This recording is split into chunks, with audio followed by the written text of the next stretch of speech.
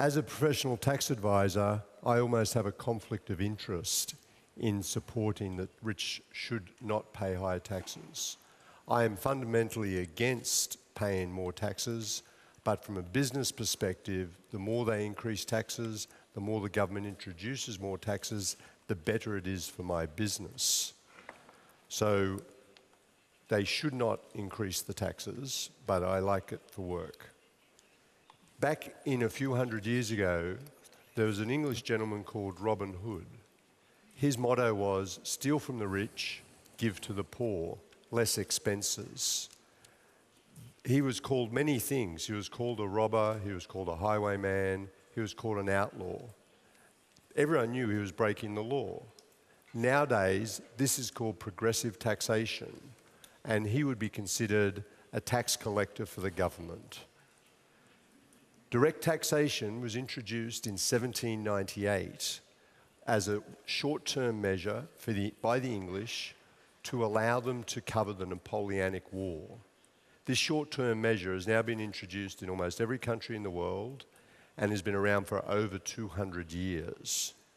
So why? Why have an increase in tax for the rich? The only reason that politicians suggest an increased tax for the rich is because it is a vote winner. It happens to be election time. Let's propose an increase of taxes for the rich. It's happening in the US at the moment. It happened in the UK 2 and 3 years ago. It's happening in France as we speak.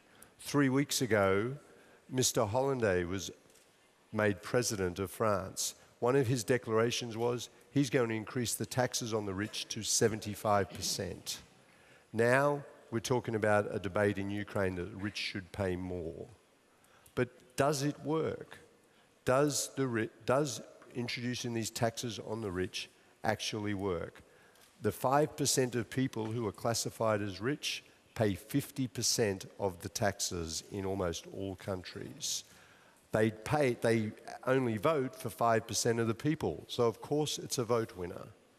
But is there any evidence that that actually improves tax collections in any way?